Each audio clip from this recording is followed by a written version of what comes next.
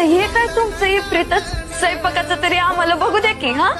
आणि आता तुम्हाला चांगली 450 पैक्यांची नोकरी आहे. आणखी शिकून असं किती पैक कमवणार राहतो. हाय त्यात सुख मानायचं सोडून कशाला करते ती लंडनची वारी. रमा आहे त्याच्यामध्ये सुख मानण्यामध्ये आपल्या पिढ्यानपिढ्या गेल्या आणि मी काय फक्त पैसे कमवण्यासाठी शिकत नाहीये. आणि खरं तर मला 4,500 रुपयांची नोकरी मिळाली ना तरी ती सुद्धा मला कमीच वाटेल.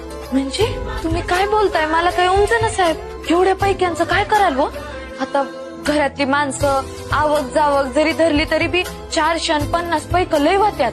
आणि साहेब तुम्ही म्हणाल ना तर मी अर्ध्यात बी घर चालव. रामू तू फक्त आता आपल्या घरातल्या लोकांचा विचार करतेस म्हणून हे पैसे पुरतील असं वाटतंय तुला.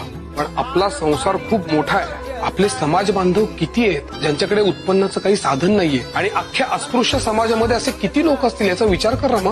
म्हणजे ते समद्यांना आपण पोसायचं. अगं बया रमा तू खरंच किती भाबडी आहेस ग.